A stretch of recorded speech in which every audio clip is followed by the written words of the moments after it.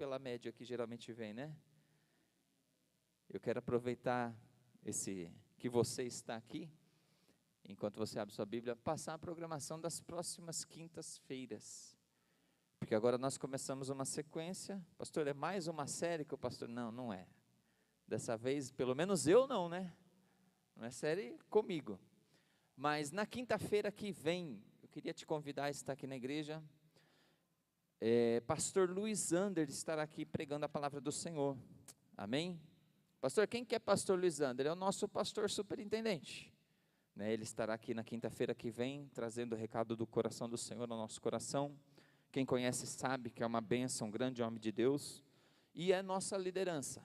Amém? Então nós estaremos aqui e ouvindo a palavra do Senhor. Nas outras, a partir da outra quinta-feira, não a quinta-feira que vem, a outra, nós vamos começar uma sequência de 4 quintas-feiras. Pelo menos inicialmente é 4, né? Se precisar estender não tem problema, mas inicialmente são 4 quintas-feiras que o pastor Marcelo, esse que ministrou o louvor, estará pregando nessas 4 quintas-feiras seguidas. O dia que o pastor Delto fez a oração aqui, o pastor Marcelo, eu falei que ia divulgar depois e já estou aproveitando, eu vi o povo, não, já aproveita. Eu falei para ele, depois da quinta-feira que vem, o pastor Zander, a gente começa a divulgar, mas a gente já começa já, para você já ir se programando. Ele comentou aqui sobre um seminário que Deus pôs no coração dele, de ativação ministerial, e aí eu conversei com ele, falei, pastor, faz aqui também. Ele falou de uma igreja que convidou, né? Falei, faz aqui também. Não tive fé de falar, vamos fazer 3, 4 dias seguidos, sexta, sábado e domingo, que seria o interessante. Falei, mas pega aí. E na minha cabeça eu pensei comigo, falei, vamos ver pelo menos umas 3, 4 quintas-feiras.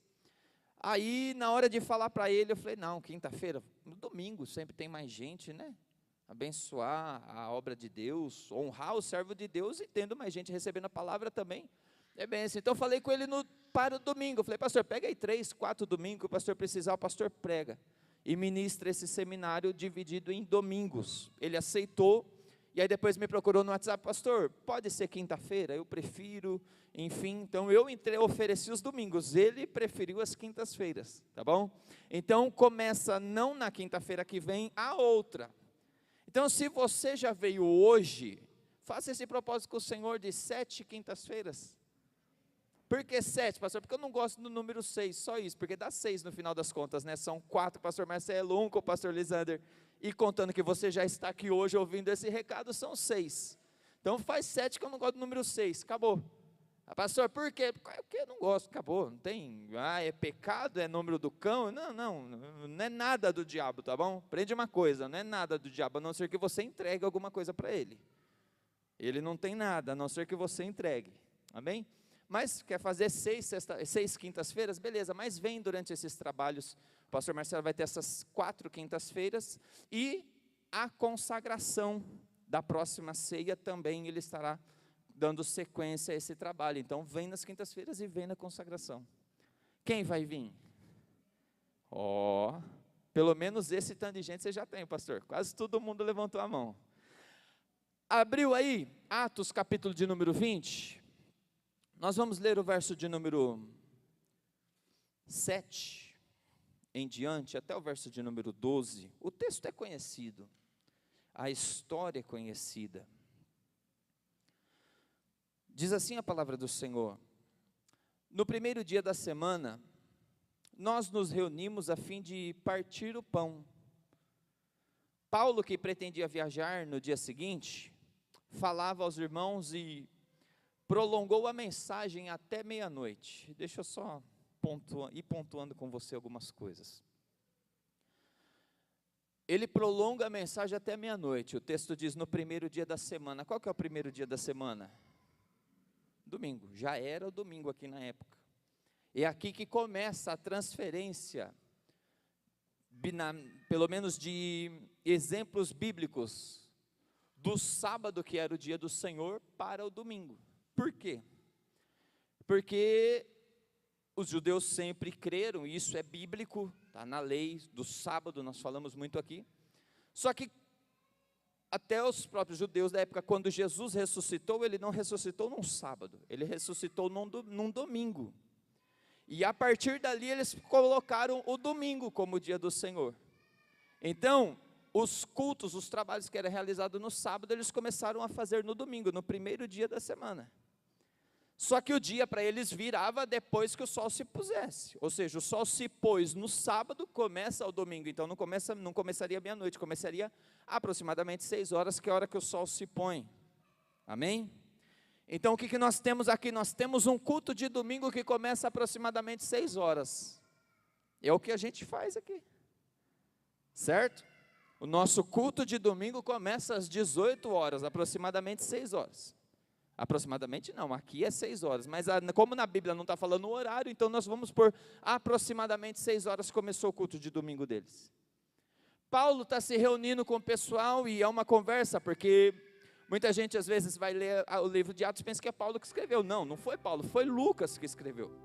É por isso que ele está falando, primeiro dia da semana nós nos reunimos a fim de partir o pão, e Paulo pretendia viajar, está falando de uma outra pessoa, ele está falando, Paulo amanhã viaja. Ou seja, na segunda-feira Paulo viajaria. E quando você lê o capítulo 20 inteiro, você vai ver que Paulo está aqui na sua terceira viagem missionária, e ele está pegando um povo para conversar e para ensinar, e o que Paulo está fazendo ali é uma despedida. Por quê? Porque ele está indo para a viagem, e ele sabe que ele não retornaria mais a ver aquele povo. Chamado missionário fala disso, porque a gente sempre quer ir para voltar. A gente pega aquele versículo, aquele que leva a preciosa semente, andando e chorando, voltará sem dúvida com alegria, trazendo consigo seus molhos. E a gente, se tem a certeza que voltará trazendo lucro, a gente até vai. Paulo aqui está indo e sabendo que não voltará. Esses dias eu vi uma postagem, mas eu não chequei para ver se era fake news ou não, não corri atrás, iria até correr, de uma menina de 24 anos que se dispôs a fazer um experimento, ir para Marte, para um lugar desse aí, e que se der certo esse experimento, ela não voltaria mais para a Terra. Se der certo, ela iria e não voltaria, por causa do teste. Ali eu olhei e falei, olha o que é ter uma vida com propósito,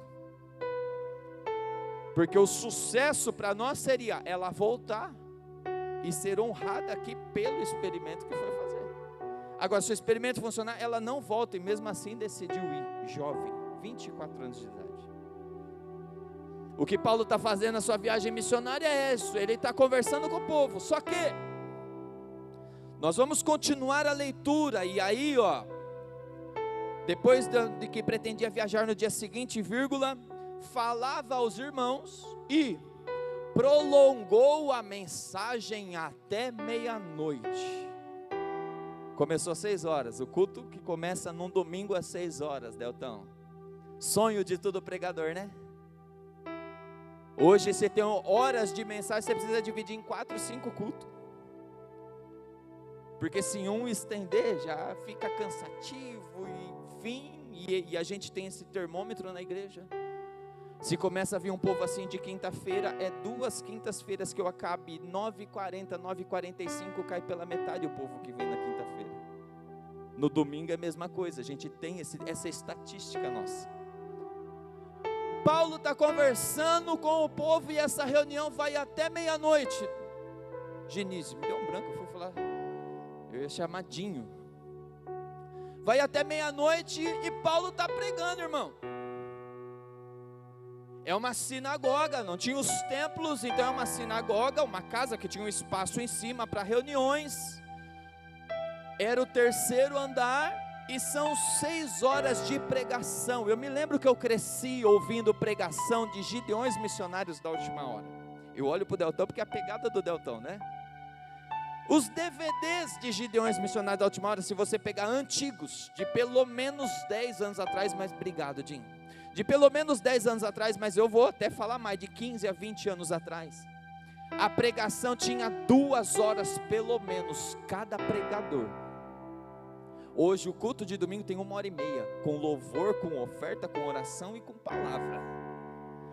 Pode pegar, e a gente ouvia, e voltava, e pausava, e não via hora de chegar do serviço para pôr de novo aquela que você já ouviu 5 vezes a mesma pregação, porque não tinha esse negócio de YouTube.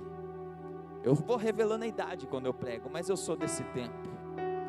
Eu sou do tempo do Orkut, do MSN. A Mayra me ganhou pelo MSN, gente. Conheci na igreja, mas foi nas conversas do MSN que eu caí na lábia dela. 2 horas de pregação. Paulo está pregando. Ele precisava instruir o povo. Por quê? Porque ele não voltaria a ver o povo. Então ele precisa instruir. Eles se reuniram para ceia. Partiu o pão, ceia. Chega meia-noite, vamos continuar. E Lucas está falando de Paulo. E ele pega o final do verso 7 e ele começa a falar, ó, e Paulo prolongou a mensagem até meia-noite. Ele está falando que Paulo falou demais. O que ele está falando? Ó, o pregador da noite exagerou. Verso 8, havia muitas lâmpadas no cenáculo, onde estávamos reunidos. 9, um jovem chamado Eutico, que estava sentado numa janela, adormecendo profundamente durante a prolongada mensagem de Paulo. Ele está falando de novo, Paulo falou demais. Você percebe que já é a segunda vez que ele está falando ele só podia falar durante a mensagem de Paulo, você concorda comigo? O cara veio, estava dormindo durante a mensagem de Paulo, não, mas ele fez questão de colocar durante a prolongada mensagem de Paulo. Vencido pelo sono, então ele viu, ó, durante a prolongada mensagem de Paulo, o sono pegou ele, tipo assim, além de ser grande, dá sono a pregação de Paulo. Nas entrelinhas ele está falando isso. Vencido pelo sono, caiu do 3º andar abaixo. Quando levantaram, estava morto. Mas Paulo desceu, inclinou-se sobre ele e, abraçando-o, disse: não fiquem alvoroçados, pois ele está vivo. Verso 11, subindo de novo, Paulo partiu o pão e comeu. E olha a frase de novo aí, ó. E lhes falou muito, e lhes falou ainda muito, até o dia amanhecer. Até meia-noite já era exagero. Paulo falou, você quer saber? Eu vou até o dia amanhecer. Então não é mais o culto que começa às 6 e acaba à meia-noite, é o culto que começa às 6 e acaba na hora que o dia amanhece. Quem está preparado?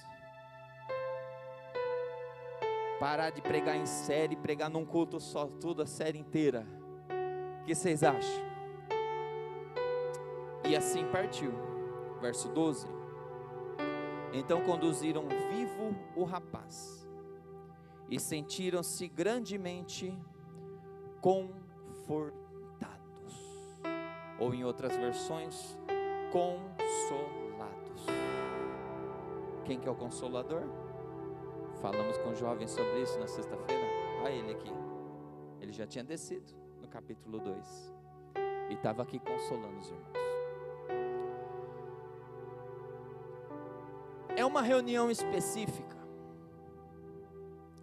O pregador é Paulo, não é qualquer um. Tem palavra,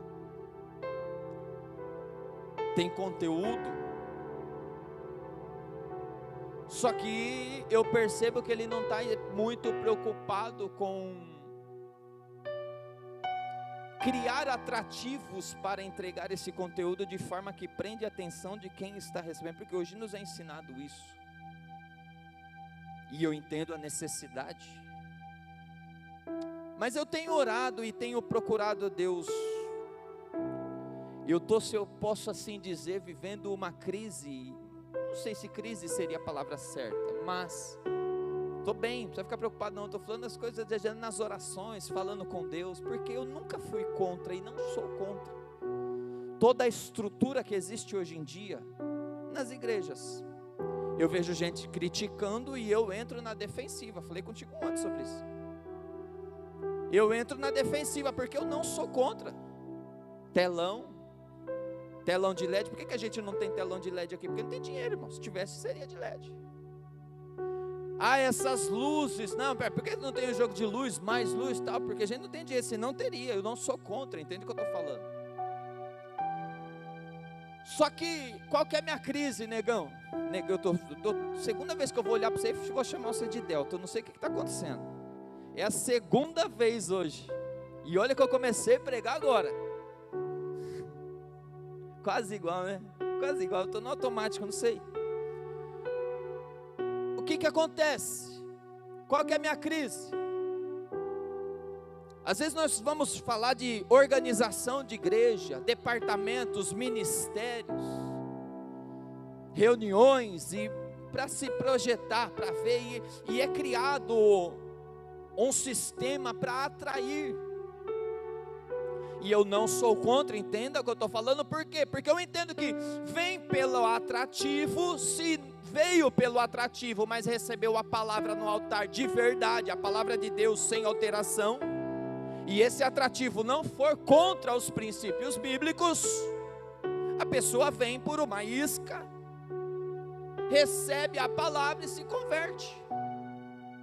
Só que eu parei para observar, e eu olho e falo, poxa, mas será que se não tiver atrativo, a palavra não é suficiente?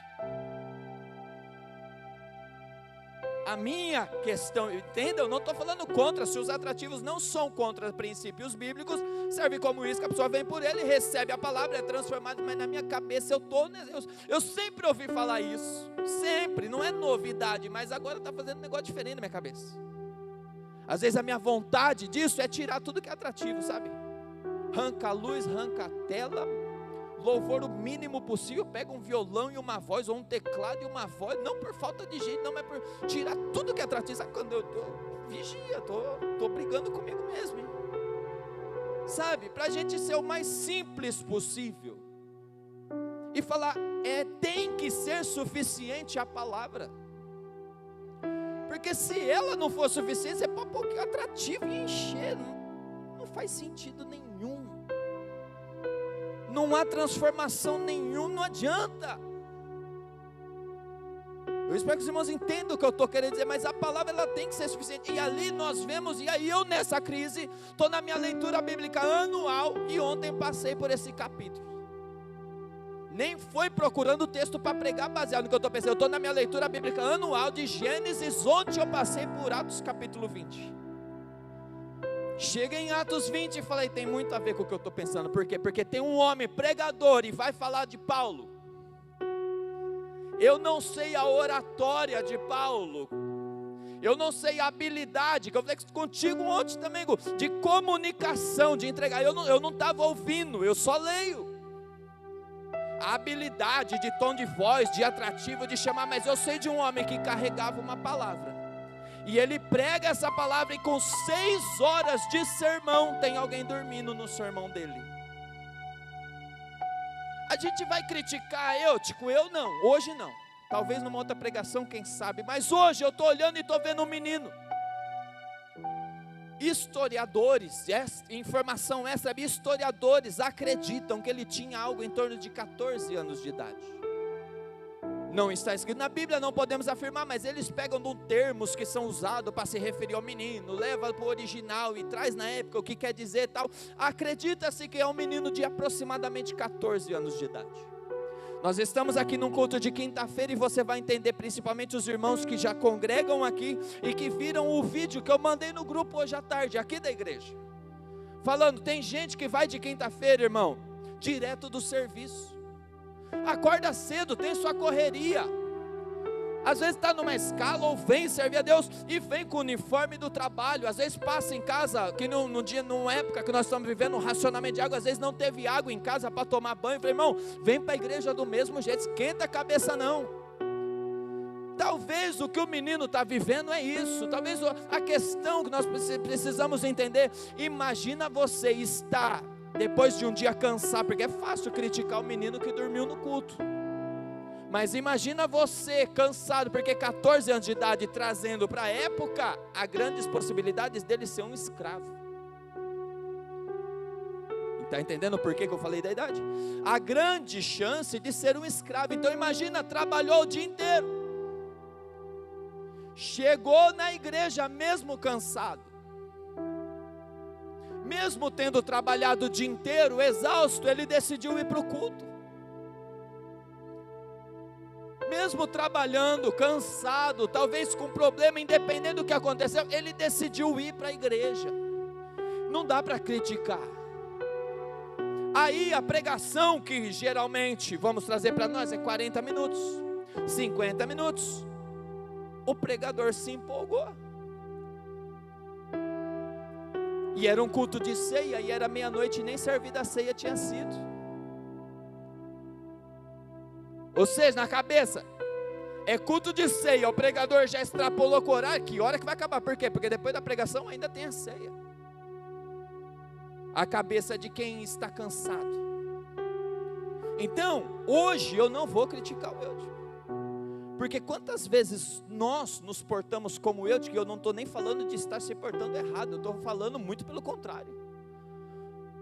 Se nós olharmos para a nossa rotina do dia a dia, nós não estaríamos aqui, porque o dia foi corrido, porque eu tive problemas, porque as coisas não aconteceram como eu queria, porque eu estou exausto, porque eu estou com sono, porque eu quero dormir, porque eu estou cansado, e está tudo certo, e mesmo assim decidiu ir. Poxa, ponto para ele. Aí pega um pregador que prega simplesmente 6 horas seguidas. Chega uma hora que eu já não estou mais entendendo o que o pregador está falando.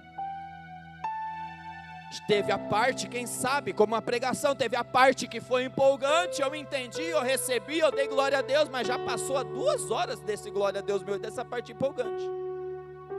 Aí daqui a pouco, quem sabe, mais uns 10 minutos, pega numa parte que mexe comigo, fala comigo, eu dou glória a Deus, mas depois mais 1 hora esperando. Mas mesmo assim ele decidiu participar do culto. Mesmo assim ele decidiu não ir embora antes do culto acabar. Com sono, cansado, exausto, talvez lá, mas com a cabeça em outro lugar, ele decidiu ir. Só que tem um detalhe: existe uma janela aberta, é 3º andar. E a minha questão é, como foi colocado o tema aqui já para vocês? Coloca o tema para mim, Bruninha. Foi feito arte ou não deu tempo de fazer? Foi? Coloca para mim, fazendo favor, o tema. A grande questão é, existe uma janela aberta. Existe. E a minha preocupação tem que ser avaliar o meu cansaço para que eu fuja da janela. A janela por si não é pecado. A janela por si faz parte e ela é necessária. Precisa ventilar. Nós estamos falando de uma época que não tem ar-condicionado. E a gente fala como se a gente tivesse aqui, né? Mas estou falando de uma época, em nome de Jesus nós vamos ter, em pouco tempo. Mas nós estamos falando de uma época que não tem. É necessária a janela. O sermão está prolongando. É Paulo? Poxa, mas já faz 6 horas, Paulo. Já esticou, já aconteceu. Estou cansado, trabalhei. Estou exausto, mas estou prestando atenção. Só que a janela está aberta. E eu, na hora que fui passar o tema, eu ia falar, fecha as janelas. Mas aí, na hora que eu dobrei o joelho aqui para começar o culto, o Espírito Santo falou comigo, muitas vezes não está sobre o meu controle fechar a janela. Então o que eu preciso fazer é fugir da janela. Pastor, a janela é pecado? Não, faz parte, é necessário. Mas vai de eu avaliar a minha condição para saber se eu estou apto a ir até ela ou não. Porque se eu estou com sono e tem uma janela no 3º andar, eu preciso ficar longe dela. É basicamente o que? A gente viaja para a praia. Em nome de Jesus nós vamos. Passa a noite inteira viajando. É pecado? Não é. É errado? Não é. Mas na hora que amanhece o dia, você ainda não chegou na praia, começa a pescar e o carro começa a fazer assim. Vai de eu avaliar a minha condição e saber se eu estou apto para passar naquele lugar, naquele horário. Passar no lugar nem sempre é errado, depende da minha condição de estar, como eu estou. E aí a gente precisa se avaliar. Tem um menino que está apto para estar no culto, que eu não consigo julgar ele, porque muitas vezes eu estive no culto também cansado, muitas vezes com vontade de não vir, decidi vir, e ponto para nós quando fazemos isso, ponto para nós. Só que tem épocas da vida que nós vamos nos cansar, e entenda isso, ninguém nessa terra tem a autoridade de dizer, eu não vou me cansar. O louvor que começou ainda falou, e nunca me cansarei. Não vamos corrigir o louvor que nem foi feito na teologia essa semana, não, porque o que está falando ali é, eu mesmo cansado nunca vou abandonar, eu não vou deixar de fazer, mas nós nos cansamos. Talvez você possa ouvir essa palavra hoje e falar, pastor, eu não me canso, eu não estou cansado. Glória a Deus, mas uma hora você vai se cansar. Uma hora, a gente começa o ministério, as coisas, e é tudo muito lindo. Geralmente quando a gente se converte e sai do mundo, é porque nós cansamos do mundo. Tem esse lado. A vida do ser humano, ela é basicamente assim, nasceu no mundo, e pode ser vice-versa, tá? Mas nasceu no mundo, conheceu os prazeres do mundo, aquilo preenche por um tempo um certo vazio que parece que preenche, a gente vai se iludindo e vai vivendo feliz. Chega uma hora que não preenche mais e a gente começa a perceber que há um vazio. Aí a gente se cansa daquela vida e procura uma vida que faça sentido. Aí nos apresentam Jesus e fala, poxa, essa vida faz sentido, viver para Ele faz sentido. E aí, cansados da vida que levava no mundo longe de Deus, alcançados pelo Evangelho, pela graça do Senhor, nós abandonamos o mundo e vamos para Deus. Só que, deixa eu te falar uma coisa, essa euforia passa, essa alegria passa, e aí nós começamos a ver que dentro da igreja tem pessoas com defeito, dentro da igreja tem pessoas que nos decepcionam, aí a gente se envolve com o ministério, com o departamento, com isso, com aquilo, começa a conhecer mais crente, e a gente fala, poxa, antes eu tinha uma visão de crente, agora parece que não é muito bem do que porque eu vi crente que trapaça, eu vi crente que mente, eu vi crente que faz aquilo, e aí agora a questão é invertida. Por quê? Porque estamos na igreja, mas nos cansamos da igreja. Às vezes estamos no departamento, por quê? Porque antes de entrar é aquela alegria, eis-me aqui, estou à disposição, quero estar na igreja de segunda a segunda, tudo que tem, começa a participar, é a alegria, aquele primeiro contato, vamos lá, aquele primeiro amor. Só que o tempo passa e a gente se cansa. E deixa eu te falar uma coisa, o diabo gosta de trazer o cansaço para nós como uma culpa, faz parte. A questão aqui não é o cansaço, faz parte, a questão é o que fazer quando eu estou cansado. Essa que é a questão. Porque sempre que você estiver cansado, o diabo vai colocar à sua disposição uma janela aberta. Esse é o perigo. Está entendendo a linha de raciocínio? Sempre que eu estiver cansado, pode estar dentro da igreja, pode estar dentro do culto, numa vigília, que era o caso, tendo trabalhado o dia inteiro, mas estando cansado, o diabo sempre vai colocar diante de nós uma janela aberta. E estando na janela aberta, em época que estamos cansados, significa que nós estamos caindo na isca que Satanás tem preparado para nós. A janela não vai estar escrito pecado, não, a janela vai estar escrito uma opção para aquele que está cansado. E aí a gente vai para as janelas, e agora nós precisamos identificar na nossa vida qual é as janelas que estão abertas.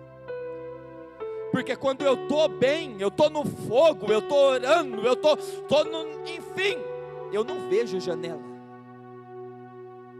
Só que quando eu começo a me afastar da minha vida devocional com Deus, e eu já falei aqui algumas vezes, A gente tirou, critica a liturgia de igreja e chamou tudo isso de religião agora, e criou uma nova religião que é a do devocional.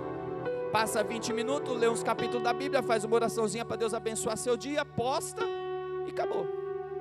E se não postar não vale ainda, né? Se não postar parece que Deus não ouviu. E a gente criou uma nova religião, a do devocional. É a mais moderna. E vida devocional é Deus contigo no seu dia a dia. É Deus na hora do seu estresse, longe da igreja. É Deus lá na sua casa. É Deus na hora que alguém te fecha no trânsito. É Deus quando as portas se fecham, mas é Deus também quando as portas se abrem. Vida devocional com Deus é entender que Deus não fala contigo apenas na hora que você dobra o joelho e ora. Sim, é necessário, mas não é apenas aquela hora que Ele está te olhando. Não é apenas aquela hora que você está na igreja, exercendo o departamento, que Deus está te olhando. Deus está contigo quando você está abrindo o seu celular. Deus está contigo quando você está na sua casa e não tem ninguém na sua casa, só está você. Deus está contigo na onde não tem ninguém te olhando, não tem seu líder, não tem sua esposa, não tem seu marido, não tem seus filhos, não tem seus pais, não tem ninguém, e Deus está lá contigo. Isso é vida devocional com Deus. A grande questão é, nesses momentos de solidão, quando eu estou bem, eu aproveito para quê? Para orar mais, para buscar mais a Deus. O diabo pode abrir janela que eu não estou nem vendo. E sabe o que é engraçado? As telas de computador e as coisas de celular chamam janela, né? Abre a janela no seu celular, abre a janela no seu computador, tá vendo? Janelas preparadas pelo inimigo para nos pegar no dia que nós não estamos bem, no dia que nós estamos cansados. E o pastor, o que cansa? A vida cansa, irmão. Fisicamente falando, emocionalmente falando, ministério também cansa. Vamos desmistificar. Vai ter dias, porque a gente olha e fala, poxa, quem está no ministério tem que estar sempre com o sorriso. Precisa, mas o interior nem sempre está sorrindo como está por fora. Eu vivo mandando mensagem para os meus líderes: olha, eu estou te vendo sorrindo. Vocês sabem do que eu estou falando. Eu estou te vendo sorrindo, mas você está diferente. Não está demonstrando, mas é o sentou errado. Olha lá, já se revelou. Está entendendo? Por quê? Porque aqui a gente tem, eu não posso chegar aqui. Você talvez assustou na hora que eu comecei a pregar falando, eu estou em crise. Não é? Não é mais escandalizado? O pastor vai pregar, ele vai desabafar nesse púlpito. Meu Deus, vai matar a igreja. Se meu líder ouve, aí já fica com mais medo. Se eu ponho um líder de ministério, prega um pastor, e o pastor começa assim, eu estou em crise. Eu falo, meu Deus, tem misericórdia. Cuida do povo. Não é? Porque a gente tem que estar bem. Mas a gente vai se cansar, isso faz parte. Jesus se cansou. A grande questão é que Jesus, cansado do caminho, parou junto ao poço, a fonte de água para beber água. Eutico, cansado do discurso, foi até uma janela, estando ele no terceiro andar, com sono, quase dormindo. Está entendendo? Quando você estiver cansado, e você vai estar cansado se não estiver agora, o diabo vai sempre preparar janelas abertas. Nem sempre nós vamos conseguir fechar essas janelas, mas está ao nosso alcance fugir das janelas que estão abertas quando estivermos cansados. Está ao nosso alcance passar longe dela, não porque uma religião vai lá, agora eu sou crente, eu não posso mais, não, é porque eu sei que eu sou fraco e eu não posso estar lá. Se é o caso, abre mão do celular. Se é o caso, tem jovens que já me procuraram várias vezes. Pastor, eu saio do serviço, eu vou ficar em casa sozinho, eu não posso ficar em casa sozinho, me dá uma chave da igreja para eu ir orar na igreja. Porque na igreja eu não vou ter coragem de fazer o que eu faço estando em casa sozinho. Olha aí, o temor. Jovens têm mais liberdade de abrir, de falar. Casado é mais difícil, mas ainda fala também. Se eu recebi mensagem de um jovem falando: pastor, o que o pastor faz quando não está com vontade de orar? Porque eu sei que eu preciso, mas eu não estou com vontade. Quando o pastor não está com vontade de ir para a igreja, que o pastor já falou, que o pastor já pregou, sem vontade de pregar. A grande questão, pastor, eu não quero estar na igreja, eu não quero orar, eu não quero nada, mas eu sei que eu preciso, e o que eu vou fazer? Me ajuda. São pessoas, e vai de nós identificarmos, eu estou cansado, eu estou com sono, e o que fazer estando com sono? O diabo preparou uma janela. Se eu estou com sono, vou tomar um ar fresco. Muitas vezes esse ar fresco é estratégia do diabo para te atrair num lugar aonde aparentemente não é pecado, mas aproveita o seu cansaço e te faz cochilar na onde não é pecado, mas é distração.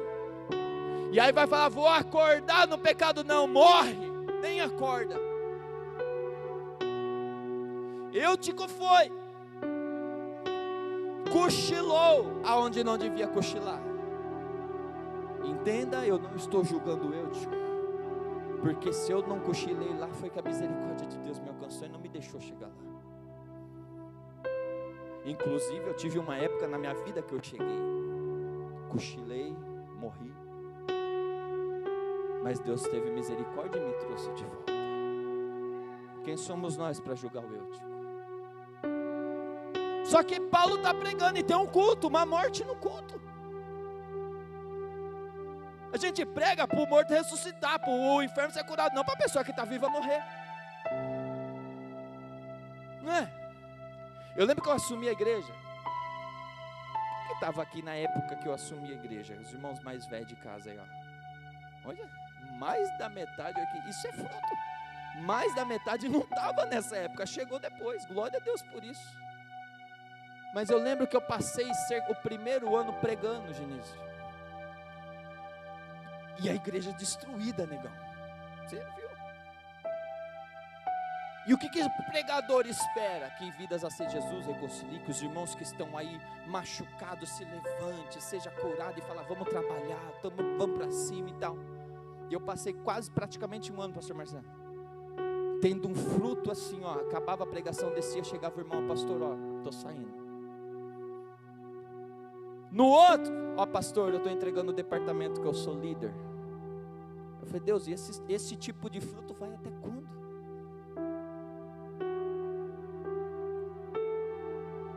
Paulo está pregando. E o fruto é um cara que estava vivo, agora está morto. Que fruto de pregação maluca é essa? De que adianta 6 horas? Porque 6 horas antes de começar a pregação, o cara estava vivo. Depois de 6 horas de sermão, o cara está morto. Imagina a cabeça do ser humano. Porque Jesus sabia, quando Jesus chegava, Jesus sabia que o morto ia ressuscitar. Agora me pergunto, eu pergunto para você, Paulo sabia que o menino ia ressuscitar? A Bíblia não fala nem que sim, nem que não, porque Deus pode ter revelado a ele, nós não sabemos, porque esse detalhe a Bíblia não fala, mas até então nós estamos falando de um ser humano pregando a palavra, expondo a Bíblia. E de repente tem um cara, uma tragédia no culto que ele está pregando. Ele desce, e aí é muito lindo. Paulo para o culto. Imagino eu, tá? Deixa eu conjecturar. Está lá no 3º andar, eu que a janela caiu, Paulo para o culto, vai lá olhar. E lá embaixo devia ter algumas pessoas, porque a Bíblia diz que eles já levantaram e o levantaram morto. Paulo para o sermão e desce até o menino. Você não vê Paulo falar nada até ele chegar no menino. O menino morto, 6 horas de sermão, mas da atitude do menino morrer, você não vê Paulo falar nada. Ele para e desce. Quando ele desce, verso 10, ó, mas Paulo desceu, inclinou-se sobre ele e abraçando. Paulo desce, se inclina sobre o menino e abraça. Então imagina comigo a cena. Os versículos anteriores diz que ele caiu, morreu, levantaram ele. Então eu tenho comigo que o menino está como se fosse sentado. Não sentado por conta própria, mas alguém segurando ele sentado. Foi levantado o menino. Levantou. Paulo chega e abraça. Abraçou o menino. Agora Paulo vai falar. Paulo fala assim, vamos ver as palavras certas que Paulo fala. Não fiquem alvoroçados, pois ele está vivo. Alguns versículos, algumas traduções diz, pois o Espírito ainda está nele. Deixa eu te falar uma coisa. Quantas vezes nós julgamos à distância? Esses dias eu ouvi um pastor que eu acompanho, ele postou dizendo frases em que eu até uso, mas ele postou, falou assim, como se fosse uma pessoa falando, não gostei do tom de voz que ela me mandou, não gostei do tom que a pessoa me mandou essa mensagem. Aí ele responde, ele mesmo comenta embaixo, tom em mensagem? Tipo assim, o diabo gosta de fazer a festa nas coisas mal compreendidas, mal esclarecidas. A pessoa passou, não me cumprimentou, eu já crio um negócio na minha cabeça e eu já era um amigo, agora já passo a ser um inimigo. São palavras que a gente não tem coragem porque a gente é gospel, né? Não gosta de falar, eu sou inimigo de ninguém, mas também não vou cumprimentar enquanto aquela pessoa não me procurar. Sabe, a gente cria situações na nossa cabeça e começa a julgar. Aquele morreu, aquela está diferente, aquela não gosta mais de mim, aquele lá estava conosco, mas dormia. Imagina a igreja de hoje, olhando para o Eutico e falando, cara, quem que tem coragem de dormir no discurso que o apóstolo Paulo está pregando? Aí morre, a igreja vai falar, é justiça de Deus. Por quê? Porque estava dentro, mas não quis se envolver. O nosso julgamento vai, não, é Deus fazendo justiça. Por quê? Porque ele estava no culto, mas não quis se envolver com o povo. Estava no culto, mas com a cabeça longe. Paulo, você não vê uma palavra dele criticando. Você não vê uma palavra dele exortando, corrigindo, nada. Ele para o que está fazendo e desce. Primeira coisa, ele desce para quê? Para que depois o menino pudesse subir. No que ele desce, ele primeiro abraça. Então posso te dar uma dica, um conselho do seu pastor essa noite? Pastor, tem gente olhando torto para mim. Antes de falar alguma coisa e tirar uma conclusão, dá um abraço primeiro nessa pessoa. Posso te dar um conselho? Eu não gostei do tom da mensagem, parece que não está olhando para mim direito, olha, se afastou de mim por causa disso, por causa daquilo, e o diabo com as suas conjecturas está aproveitando e fazendo a festa, jogando coisas na sua cabeça, porque tudo que ele quer é destruir relacionamentos. Então posso dar um conselho para você? Antes de mandar mensagem, antes de ligar, espera, chega presencialmente na pessoa, e antes de perguntar qualquer coisa, dá um abraço. O abraço restaura, o abraço quebra o argumento. Se a pessoa tiver alguma coisa contra você, e antes de você ir tirar a satisfação, você chegar com um abraço, você vai ver que a restauração é feita. O diabo cai por terra nessas coisas. Até então tem alguém morto, tem alguém que estava no culto, cochilou, morreu. A gente olha e fala, não era para estar dormindo, estava dormindo no lugar errado. Não, mas o papel do cristão é olhar e falar, meu irmão, não vou nem falar nada, dá um abraço aqui. Paulo só abre a boca depois do abraço dado. Tem coragem? Não tem tom que me respondeu diferente, não tem pessoa que está estranha comigo, não tem mais nada, não tem mais nada. Antes de qualquer coisa, saia daqui e faça esse exercício para você ver.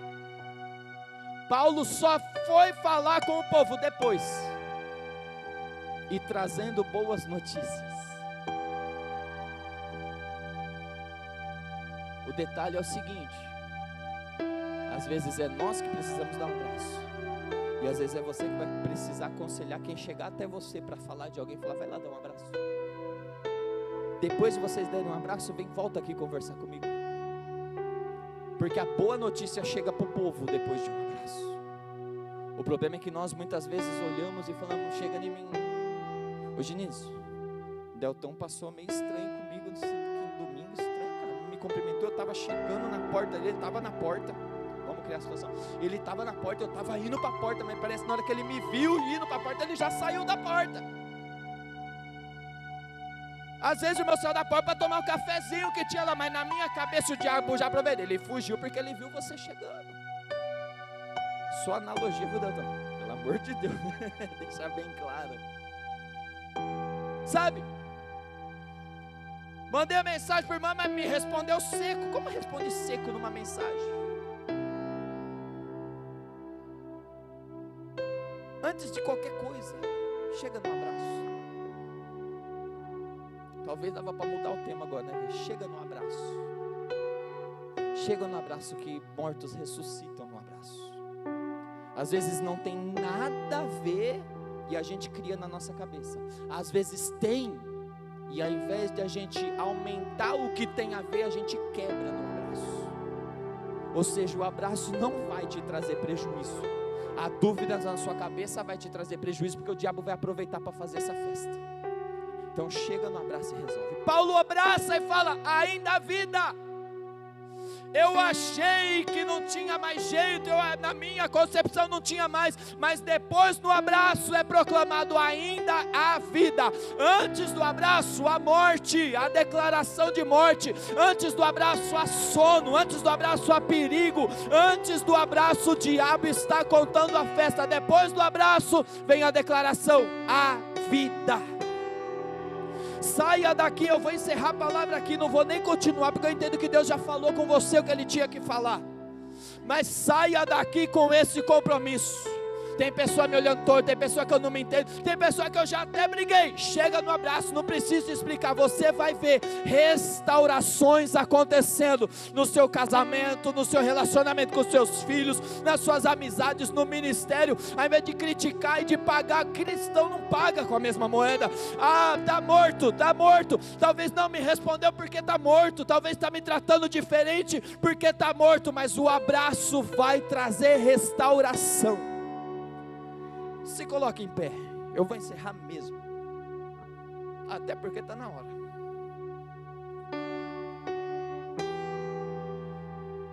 Eu quero que você feche os seus olhos neste momento,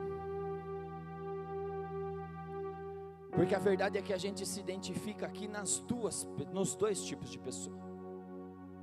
O abraço já foi ministrado ao seu coração e você já entendeu o que você tem que fazer. Só que em algum momento da nossa vida, e geralmente mais de uma vez, durante a vida, várias vezes a gente vai passar pela tentação de ir para a janela, porque a gente vai se cansar. Tem pessoas que podem estar cansados aqui hoje.